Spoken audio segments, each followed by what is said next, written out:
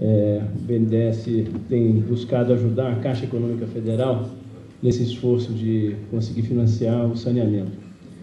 O BNDES é um banco que muitas vezes sempre foi muito conhecido, ele é formado em 52, ele é muito conhecido por apoiar a indústria e a infraestrutura.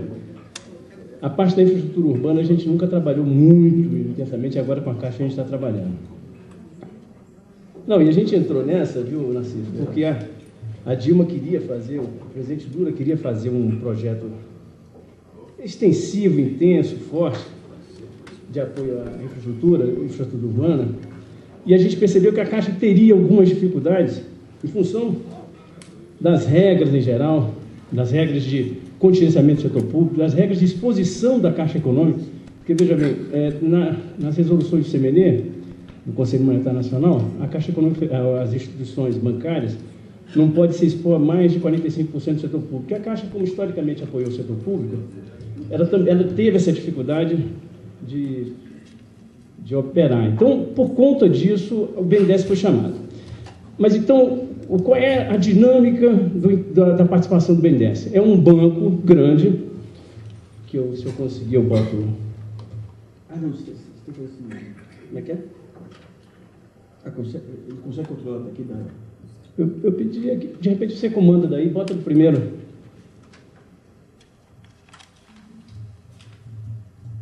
Não, primeiro é o primeiro. Esse aí deve ser o sétimo, sei lá.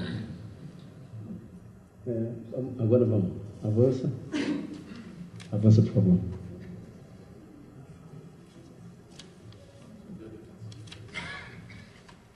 Agora está comigo. Então, o BNDES é um banco bastante grande.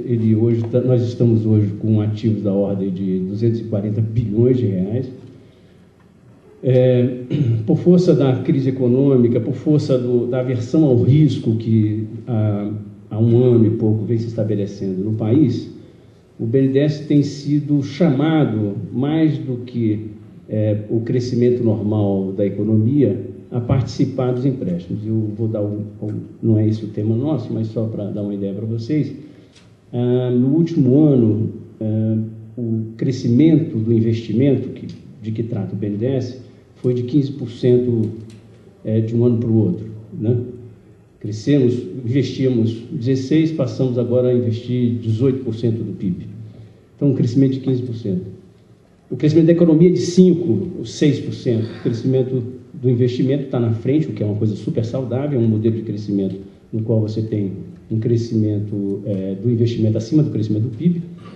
E o BNDES cresceu a 35%, o que significa que boa parte do nosso crescimento foi normal e ainda pegamos crescimento que deveria ter sido financiado por outras fontes. Então, isso mostra que o BNDES tem executado a sua função, tem sido atendendo a sua missão institucional, constitucional e tudo mais.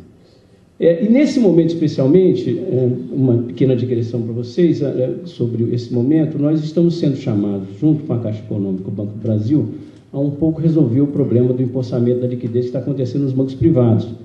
Os bancos privados todos fizeram, os bancos privados brasileiros em geral não estão com problemas, eles estão líquidos, estão com caixa, e agora com as liberações do compulsório essa coisa se tranquilizou, mas com uma brutal aversão ao risco, com uma brutal aversão à exposição ao setor produtivo. E tudo que não se quer agora que o país retomou, ou pegou o gostinho, recuperou o gostinho de um crescimento econômico. Eu estou com 46 anos, formei em 83, eu nunca vi isso, quer dizer, a geração um pouquinho anterior à minha pegou os anos 70, minha geração nunca pegou esse gostinho de estar crescendo, de estar... quando chega uma empresa que conta para a gente que está com dificuldade de comprar batistaca, que está faltando engenheiro, eu sou engenheiro, isso é uma alegria. Quando eu saio daqui eu tenho lugar para ir, mas enfim. Então, esse crescimento todo. Só que esse movimento está escasseando porque os bancos não estão passando. Então, nós estamos sendo chamados a dar liquidez, a fazer chegar esse recurso, esses recursos nas empresas. Não vai ser uma tarefa fácil, mas nós estamos muito dedicados a isso. O próximo. Você faz a gentileza? E nós fomos chamados exatamente por isso que está aí. Esse gráfico que vocês já viram hoje, houve um crescimento muito grande do investimento em saneamento e urbanização. Esse aí é o gráfico do saneamento. Na década de 90, a média foi em torno de 2 bilhões de reais por ano, isso corrigido, valores de hoje. E no primeiro governo Lula, esse negócio aumentou para 3 a 4 bilhões, mas absolutamente insuficiente para os objetivos que se quer obter com investimento em saneamento, que eu vou falar um pouquinho mais adiante. Agora, com essa esticada para níveis de 16 bilhões anuais, que aí o grande desafio, também vamos abordar depois, é manter esse nível de investimento, foi necessário convidar o BNDES para participar e colaborar. Nós estamos, então, hoje com uma carteira de 8 bilhões, já contratamos aí 3.800, ou seja, uns 70% do que está conosco. O que remanesce hoje de carteira conosco tem muito a ver com o setor privado, que é desejável também, até porque a experiência do BNDES é muito com o setor privado. Nas conversas todas, na época da elaboração do PAC, nós conversávamos que o BNDES podia ajudar exatamente onde ele tem mais experiência. A Caixa Econômica é um banco que tem muita experiência com o setor público, quer dizer, não faria sentido a gente ajudá-lo só nisso, que ele pôde, estamos ajudando também no setor público, mas que a gente pudesse criar as condições de financiar o setor privado, que é incipiente em função da legislação, dos marcos regulatórios, tudo aquilo que já foi falado mais cedo. Próximo. A divisão, o meu amigo Milton, que falou mais cedo, tem toda a razão. Como a gente está muito focado no privado, o privado é aquele que consegue fazer uma lógica de retorno, tarifa pagando, é uma companhia mais organizada. O resultado prático disso é que nós somos super concentrados no Sudeste. Então, nós temos um desafio de cara que aparece, que é como que nós podemos fazer para que construir possibilidades de operações que não seja apenas de dívida do Estado ou do município, tomada na veia, no sentido de que a instituição pública, a municipalidade, né, a administração direta toma o recurso para poder fazer o investimento, como fazer para que isso não seja dessa forma, que a gente supere isso e passe a fazer negócios, ou seja, negócios que financiam o investimento no saneamento. Aí eu queria falar um pouquinho sobre a nossa visão do BNDES, sobre o setor e o que significou o PAC. Quando nós começamos a discussão lá atrás, quer dizer, em novembro de 2006, já exato um pouquinho depois da eleição, já no segundo turno do presidente Lula, o presidente Lula e o ministro Guido nos pediram ao banco que a gente interviesse na elaboração de um grande programa de investimentos para o país. Os setores eram os mais diversos, mas que a gente pudesse construir, à luz da experiência que o BNDES tem alguns grandes temas que a gente pudesse trabalhar e os volumes necessários para atingir alguns objetivos. Nós, então, nos relacionamos diretamente com a Caixa e com o Ministério das Cidades e construímos alguns conceitos. Qual era o conceito? O primeiro deles, que o problema do saneamento, na nossa visão, lá atrás, tinha 3 grandes marcas, 3 grandes pilares. O primeiro deles era a inconstância do financiamento. Quer dizer, se você não mantém regularidade no financiamento, as empresas, as estruturas não fazem investimento em projetos, porque elas não sabem se terão financiamento para aquele projeto lá na frente. Os estados, também ao longo dos anos 90, eles foram buscando purgar décadas de problemas de endividamento excessivo. Então, com a lei de responsabilidade fiscal, eles foram diminuindo suas capacidades de se endividar. Então, como os estados tinham incapacidade ou dificuldade de se endividar, o financiamento passou a ser inconstante. E ao ser um financiamento inconstante, os projetos também não eram realizados. O fato é que quando você começa a dizer, vamos investir, se eu me dar os projetos, não temos. E não tínhamos alguma pequena carteira, e a constatação inicial é assim, olha, dinheiro não é o único problema que nós estávamos vivendo. Para poder fazer um grande programa de investimento em saneamento, o dinheiro era seguramente um problema, mas o maior problema era a ausência de projetos, que é o terceiro item ali, a ausência de projetos à mão, qualificados, em condições de serem financiados. O segundo problema derivado dessa ausência de financiamento são as condições que as companhias de saneamento estão colocadas. Embora o marco regulatório tenha sido aprovado em dezembro e assinado em janeiro de 2007, aquela época que a gente estava elaborando isso, ele ainda não existia E mesmo assim, mesmo ele tendo existido há 1 ano e 10 meses, ele ainda é uma referência para a construção de um novo patamar de investimento, de cultura, no saneamento no país. Mas ainda não é uma coisa firme e presente. Nós temos que avançar muito. E as empresas de saneamento, elas passam por uma dificuldade muito grande. Por outro lado, elas detêm os contratos, ou detêm contratos precários, ou enfim, elas estão em cima daquele território ao qual elas terão que fazer esse investimento. E elas não têm condições de fazer esse investimento, por falta de caixa, não têm condições de receber recursos para poder fazer esse investimento. O PAC mostrou isso muito para a gente despejou um monte de dinheiro de OGU e de financiamento em muitas companhias, e a gente está percebendo hoje um colapso na execução. Algumas cidades, eu não vou citar, claramente a gente não está conseguindo cumprir os cronogramas devido a essa dificuldade. Então, elas não tinham capacidade de dívida, não têm capacidade de gerir os recursos que estão disponíveis, e, ao mesmo tempo, a gente não está conseguindo uma saída para que possamos fazer os investimentos que precisa para o futuro.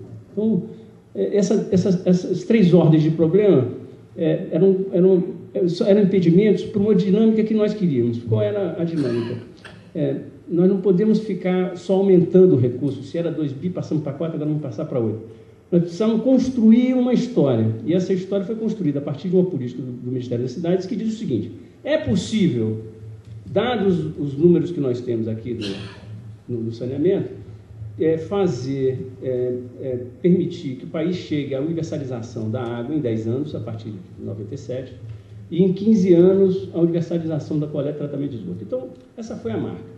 O que nós precisamos fazer em termos de investimento, em volume de recursos, o que nós precisamos fazer para poder atingir essa marca, que é o objetivo mais nobre, mais consistente que a gente pode arranjar. E aí percebemos que isso envolveria um certo volume de recursos, e pegamos esse volume de recursos e dividimos pelos 10, 15 anos, pegamos os 4 primeiros anos, daí porque deu essa conta de 40 bi que o Sérgio apresentou mais cedo. Então, esse número não foi um número aleatório, não foi uma conta porque era o que tinha disponível, mas foi uma construção do futuro, no qual daqui a 10 anos a gente não vai ter ninguém sem água. E para construir os 4 primeiros anos, e nós garantimos esses recursos, precisávamos construir alguma coisa com alguma estratégia para que ele pudesse ser mais eficaz, porque ele deixasse lá para o 15º ano aquela última ponta. E essa estratégia foi baseada naqueles conceitos que vocês conhecem: cidades grandes, regiões metropolitanas, áreas em conflito, áreas degradadas, enfim, mas que tivesse grande contingência populacional, para que a gente pudesse atender as pessoas o mais rápido possível. Daí porque os investimentos, depois teve alguma crítica sobre isso, eles foram majoritariamente nas grandes cidades. O Rio de Janeiro, sozinho, porque não tem capacidade de endividamento nenhum, recebeu 2 bilhões de reais, mais dinheiro do que jamais foi investido lá. E tem uma companhia de saneamento enorme, que é a SEDAI, talvez a maior do Brasil, não sei, em termos de número de clientes, ou a maior do Brasil, ou uma das maiores em número de clientes, uma empresa de saneamento, e mesmo assim ela recebeu 2 bilhões de OGU sem financiamento, devido à sua incapacidade, mas daí, por conta da lógica da prioridade. Vocês não conseguem imaginar como é difícil politicamente depois compor isso com os outros estados, mas isso foi uma tarefa do presidente da República, graças a Deus. Então, nós conseguimos construir esse projeto bateu nesses 3 itens, nós atacamos firmemente esses 3 itens com aqueles objetivos que estavam lá. Evidente, o Nilton citou aqui, tinha um recurso que nós queríamos botar na gestão, os tais 600 milhões. E, de fato, a gente desistiu no meio do caminho, porque ele também tem razão, embora deva ter sabido dessas conversas para falar com tanta precisão, porque, na verdade, nós ficamos com muito medo de que simplesmente fosse jogado fora, porque o dinheiro em gestão ele parte de um pressuposto inicial que é o seguinte: o cara precisa querer fazer.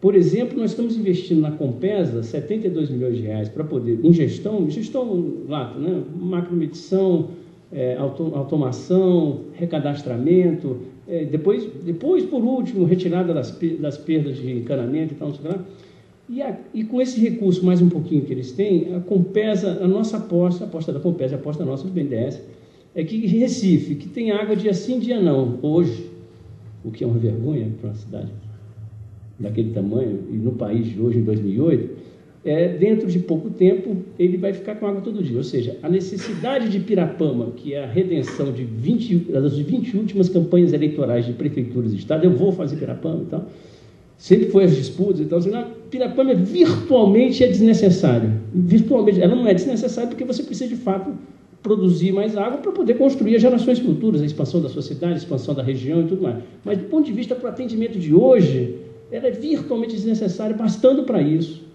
é que a gente consiga terminar esse programa, e isso vai acontecer até o final de 2009. Então, é possível que se regularize sem Pirapama. Eu sei que eu estou falando com tanta ênfase em Pirapama, parece que todos vocês conhecem Pirapama, mas, enfim, é uma supercaptação de água, aumento da capacidade de captação e tratamento de água bruta e oferta para Recife, Grande Recife, incluindo Suape, com expansão derivada dos investimentos que estão acontecendo por lá, refinaria e tudo mais. Então, sem Pirapama, sem a necessidade disso, você pode fazer o atendimento disso bastante.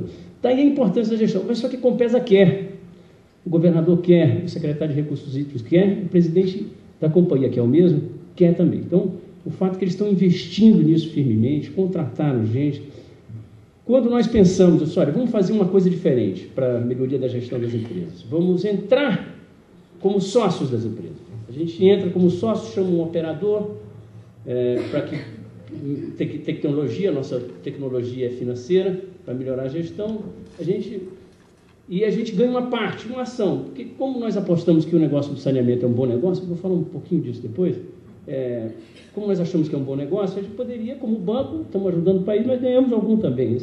Essa dinâmica, o banco público também tem esse desejo de fazer algum. Então, nós queríamos entrar. Em Compesa, o governador não quis. E o que para a gente foi um excelente sinal. Significou que, efetivamente, ele sabe o que está fazendo, sabe que a companhia de saneamento, ele está super desvalorizado em função das perdas, da má gestão, e que daqui a pouco ela vai ser uma empresa que, se ele for abrir capital, chamar a gente para ajudar, ele vai poder realizar um resultado muito maior. Então, esses investimentos que a gente está fazendo, que a curva ali não ficou muito boa, mas ele já está começando a dar resultado. O que a gente está querendo é chegar com aquelas duas curvas em 100%.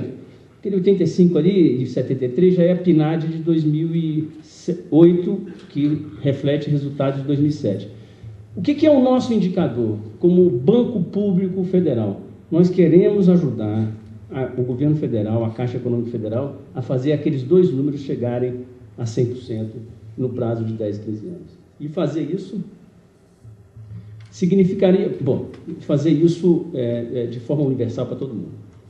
A gente observa, e aí que eu vou tratar a questão, que o saneamento, ele é viável em todas as dimensões que nós pudermos imaginar. No passado, se dizia que economicamente não era viável, porque você tem que atender as regiões mais pobres e as regiões mais pobres não têm dinheiro para pagar tarifa e tudo mais. Olha, nossos números lá não nos convencem que isso é verdadeiro. As regiões grandes, então, densamente povoadas, por mais que tenham um espaço de miséria muito grande, a conta paga e dá dinheiro. Se você tiver um município pequeno, a conta paga e dá dinheiro. Alguns municípios, é possível apertar aquele botãozinho ali isso. As nossas contas mostram o seguinte, aqueles 3 projetos ali são realizações de PPP, mas são municípios pequenos. Rio Claro, Rio das Ostras é uma cidade de 30 mil no Rio de Janeiro e Resende é uma cidade um pouco maior. São cidades médias. Mas aí depois a gente pegou 3 cidades pequenininhas em Minas Gerais, de 20 mil habitantes, e também elas são viáveis economicamente. O que a gente está entendendo é o seguinte, se você tiver um nível de investimento razoável e você puder cobrar tarifa, você se paga. Se você tiver um nível de investimento muito grande, um déficit de investimento muito grande, e tarifa baixa, você talvez tenha algum problema, porque você não pode aumentar abruptamente a tarifa, e aí você talvez, nesse momento, para essa situação, para esse universo, você pode ter algum tipo de problema. Mas, no geral, a grande média, mesmo com cidades pequenas, e nem falar das cidades grandes, é absolutamente viável economicamente, com TIR, com geração de caixa. A nossa percepção é muito firme com todos os projetos que a gente vem recebendo, tanto públicos ou privados. Eu não estou discutindo aqui quem é que vai tocar a vida, não. Até por por militância junto com o presidente Lula, evidentemente tem alguma dificuldade de privatizar qualquer coisa, mas se for o controle público exercido, contratando alguém para fazer ou exercendo diretamente, se for decentemente organizado e administrado, é evidente, a nossa questão é a seguinte, é viável, ou seja, o administrador público que eu quero fazer, ele não é questão de ele fazer uma opção entre botar o recurso na educação ou botar o recurso, não é opção disso, porque no saneamento não é OGU, não é OGE, não é OGM. O que no saneamento é investimento com retorno, com TIR, com resultado, é uma outra dinâmica, é financiamento com retorno. Não é gasto que você depois não é uma opção entre a rubrica de capital e custeio, ele entra na rubrica de capital. Essa que é a grande questão que a gente está defendendo, e não importa então quem venha nos pedir para ajudar, a gente está disposto a ajudar porque é viável economicamente. Volta lá, por favor. Mas não é só porque ele é viável economicamente, só aquele botão lá de baixo à direita. Mas não é só porque ele é viável economicamente. Ele é socialmente muito defensável. Aí você diz, você está falando uma obviedade. Eu disse, não, estou, mas é preciso ser dito. Aperta o botão lá. O que ataca a mortalidade infantil é uma barbaridade. A gente já chegou a PNAD também agora, 2008/2007, mostrou que a gente caiu lá dos 45, 47 e pouco, até 24,3. A meta do milênio, que é até 2015, aponta que a gente tem que chegar em 14,4. Com aquela tangente da curva, mesmo para quem não é engenheiro, aquela tangente da curva ali, a gente vai chegar perto, mas não vai chegar. A nossa aposta, e aí a aposta como governo, é que o saneamento, esse investimento que vocês viram que a curva é ascendente, dramaticamente ascendente, que a gente consiga, com esse investimento, reduzir fortemente e consiga alcançar os 14,4. E a nossa aposta é a aposta que eu convido todos vocês e a sociedade brasileira em geral para participar desse esforço para poder chegar a atingir em 2015 os 14,4. E é possível. O IBGE, nessa conversa, porque 24,3 é todos os nascidos vivos até 1 ano de idade, que não morreram até 1 ano de idade, que morreram até 1 ano de idade, 24,3 por 1.000 nascidos vivos até 1 ano. Mas o primeiro pedacinho, aquele que morre até 1 mês de vida, tirando esse primeiro pedacinho, o de 1 mês até 12 meses, primeiro mês de vida até o final do primeiro ano, esse já caiu dramaticamente. Por conta, e eles atribuem, hoje o IBGE atribui ao saneamento. Tem, obviamente, outras dimensões, programa de saúde da família, tem a melhoria do sistema pré-natal, tem um monte de coisas, mas o saneamento é seguramente uma das principais razões porque a morte de crianças nascidas vivas e de 1 mês até 12 meses de vida caiu dramaticamente, e é essa aposta que a gente faz. Volta. Então, aquele botão lá de baixo, de novo. Então, eu falei da habilidade econômica, agora como banqueiro, como social, agora como governo, ambiental ainda como governo, é uma obviedade, eu não vou pedir para apertar o botãozinho, porque ela é óbvia, você reduz dramaticamente, não, aperte o botãozinho que tem informação. Os projetos que nós estamos apostando estão passando de 20% para 100% do esgoto tratado. Nós estamos conseguindo construir naqueles lugares onde a gente está apoiando a universalização. O município de Itajaí, só um exemplo, é um município de Santa Catarina supostamente rico. Não, rico. Se você olha o balanço dele, auditado, bonitinho e tal, pelo Tribunal de Contas e tudo mais, ele tem dívida líquida negativa, ou seja, ele tem dinheiro em caixa. Sabe quantos por cento é coletado e tratado? Rosca. O que acontece com isso? 0%. O que a gente está fazendo com o primeiro investimento? Agora, isso foi tudo por um conflito deles com a Casan. E agora que eles romperam com a Casan, eles estão fazendo investimento. E eles vão chegar agora a 50% no primeiro investimento. 50% do absenteísmo em Itajaí é oriundo de doenças de veiculação hídrica. Um município rico, no Sul Maravilha, isso para o nordestino ainda até poderia, mas no Sul Maravilha é isso que acontece. Então, essa dimensão ambiental, social, é uma dimensão que o país... Nassif, é o seguinte, a gente tem que brigar hoje, eu acho, as forças políticas do país, tem que brigar por algumas agendas, mas outras a gente tem que superar como consenso. O saneamento tem que ser superado como discussão, não está mais no debate fazer ou não fazer. priorizar ou não priorizar. Não está mais no debate. Isso tem que ser... Essa agenda é um consenso nacional. Melhorar, reduzir a desigualdade é um consenso nacional. Tem que ser um consenso nacional. Isso não pode ser mais uma matéria para ser debatida. O que pode dizer, eu vou preferir construir uma cidade mais para cá ou mais para lá, o meu governo eu vou desconcentrar mais ou concentrar mais. São outras agendas. Eu vou investir mais aqui ou ali, mas algumas agendas a gente tem que superar. E uma delas, a nossa aposta, é que seja a agenda do saneamento. Ela tem que ser uma coisa pacificada. Não pode terminar um governo, o outro governo simplesmente não fazer porque não é prioritário. A sociedade brasileira tem que pacificar isso, que isso é uma aposta dela. É impossível nós imaginarmos um país desenvolvido que nós queremos construir, o Brasil tem todas as condições de construir isso, com a brutal desigualdade que a gente tem hoje e as condições, refletidas nas condições de vida.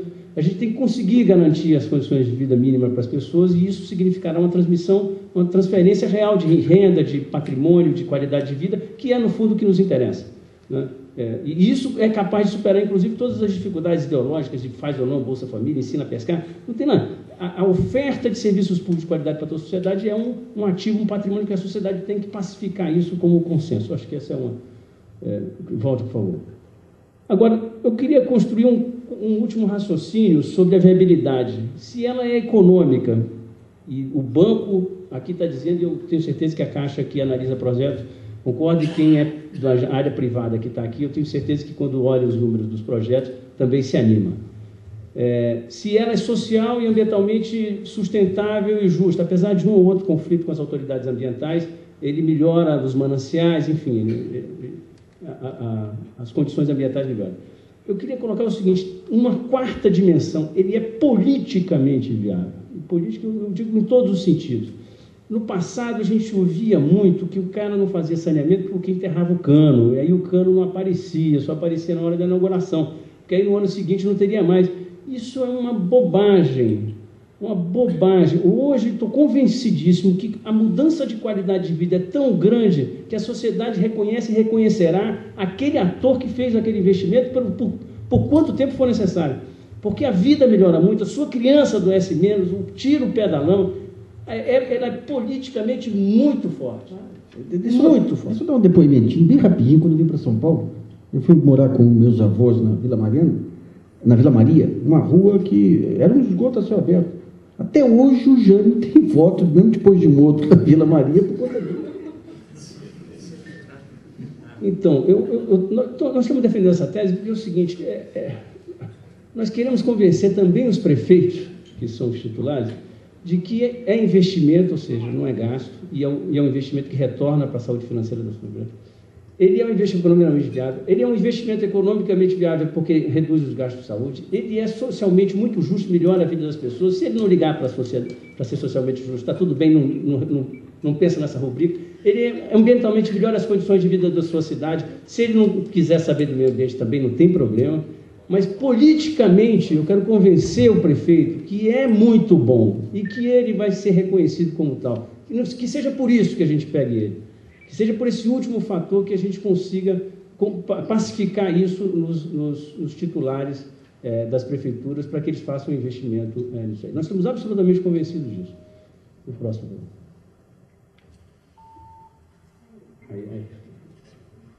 Quando eu passo os três, que eu acho que ele vai e volta... O próximo.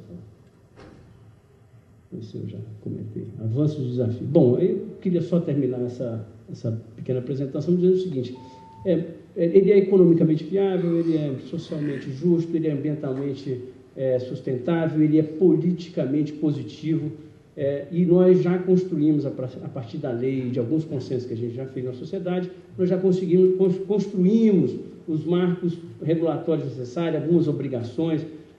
Nós temos as condições todas para fazer. O PAC construiu o primeiro arranque do investimento e eu acho que aí a gente conseguiu avançar bastante. Diferente de 2 anos atrás, na CIP que eu estive aqui falando, nós estávamos falando em promessas, em desejos e objetivos, eu acho que a gente já avançou bastante. Hoje a gente tem a lei, hoje a gente já tem os primeiros investimentos acontecendo, a gente já está vendo as obras acontecendo e estamos vendo também os resultados sociais, ambientais acontecendo também. Quais são os nossos desafios? Agora, nossos desafios Eu e o Dilton não conversávamos antes, mas nós concordamos bastante. Eu acho que a gente precisa convencer os prefeitos, nem que seja pela política, de que é muito importante investir, mas precisamos convencê-los que eles façam os seus planos de saneamento, que eles consigam enxergar no longo prazo metas de universalização, construir isso como projeto e que bote dinheiro no seu orçamento para fazer, ou subcontrate, ou faça qualquer coisa, mas como ele é viável, qualquer modelo ideologicamente mais estatizante ou ideologicamente mais privatizante, não é nem neoliberal, porque esse acabou de vez, então, mais adepto do apoio da iniciativa privada, qualquer modelo que der, nós precisamos convencê-lo a fazer isso, daí a gente precisa ajudá-lo, porque um dos grandes problemas, e vocês todos eu acho que vão concordar comigo, é que as prefeituras, em geral, são muito frágeis do ponto de vista institucional. Elas têm pouca capacidade de elaboração de projetos, de reflexão coletiva elaborada e tal, daí porque são normalmente assaltadas por turbilhões de consultores e tudo mais, que podem ajudar sim, mas se tiver um outro lado, o consultor só ajuda se tiver um outro lado que seja capaz de dizer o que quer e também de acompanhar e exigir e tal. E ele, sem dizer nada, sai qualquer coisa. Enfim, temos um problema e nós precisamos ajudá-los. Nós estamos pensando muito nisso, o Ministério das Cidades nos encomendou um apoio nesse sentido. A política não somos nós quem fazemos, é o Ministério das Cidades, mas nós estamos nos dispondo a fazer isso, obviamente junto com quem manda no setor, que é a Caixa Econômica Federal. Volte, por favor. A segunda questão é o seguinte, essa discussão dos consensos. Eu acho que nós temos que garantir, nós, sociedade brasileira, temos que garantir que a questão do saneamento é pacificada. A gente não pode mais sofrer terminou o PAC, aconteça o que aconteceu em 2011, a gente não vamos fazer isso de novo, não vamos investir agora em Porto. Não que não tem que investir em Porto, mas o investimento em saneamento não pode ser mais uma oferta e uma desoferta, ela tem que ser um investimento contínuo de longo prazo. Então, nós temos um desafio de construir este consenso e depois garantir que esse investimento seja feito. Terceiro desafio enorme, e esse é uma dificuldade porque envolve política, é o desafio da gente ajudar, colaborar com as empresas de saneamento, né? Eu citei uma boa empresa que é o Campesa, uma empresa ruim, mas que vai virar uma boa empresa. Nós temos as grandes e boas Copasa, Sanepar, Sabesp, mas nós precisamos fazer com que a Caerne, que a Cagepa, enfim, todas as companhias consigam sair do nó institucional em que elas estão para poder sair. Alguns governantes já estão meio animados. Vilma Faria, no Rio Grande do Norte, está muito animada em construir conosco um projeto que nós estamos discutindo. Abrindo capital um pouco, mas não abrir capital é a solução, mas a vontade de melhorar a gestão da empresa, despolitizá-la. Eu sempre uso com cuidado o termo despolitizar, porque a política é a mãe de tudo, né?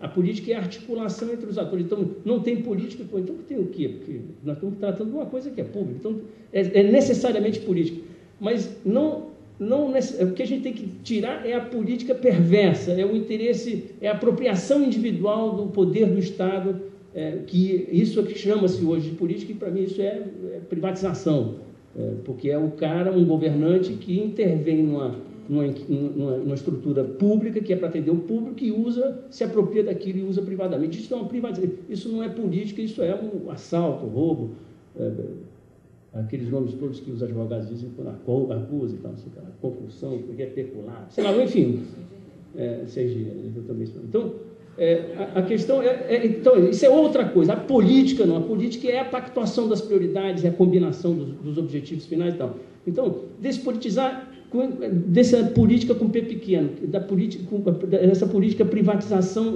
apropriação individual de uma estrutura pública para um interesse que não é o da sociedade. Então, essa despolitização a gente tem que fazer e o governante tem que querer. Essa é uma dimensão que não tem jeito. O governante tem que declarar que isso aqui eu quero o resultado. Politicamente, bota o seu aliado principal, que ele tenha confiança para poder tocar aquilo ali, e o BNDES vai estar muito disposto a ajudar.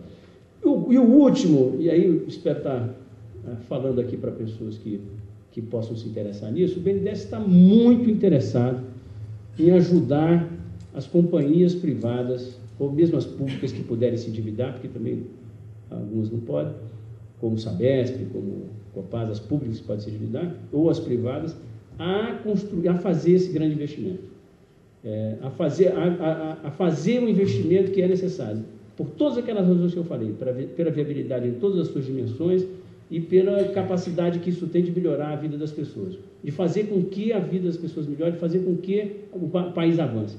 Como é economicamente viável, o BNDES não terá restrição orçamentária para poder fazer isso. E nós vamos querer, e todos os instrumentos, aí tem aos montes os instrumentos. Se o prefeito ou o governante quiser abrir capital, a gente ajuda a abrir capital. Se ele quiser tocar em investimento direto, a gente faz. Se ele quiser contratar o serviço de alguém, a gente ajuda e financia essa empresa contratada. Se ele quiser fazer uma PPP, a gente ajuda a financiar essa PPP. Se ele quiser o máximo dos máximos, ele faz a concessão e entrega, a gente também financia. E queria dizer para vocês que nós estamos muito interessados nisso. Na verdade, nós estamos provocando vocês, os empresários aqui presentes, para que nos apresente projetos. Eu estou lá à disposição para conversarmos e apoiarmos. É isso, muito obrigado.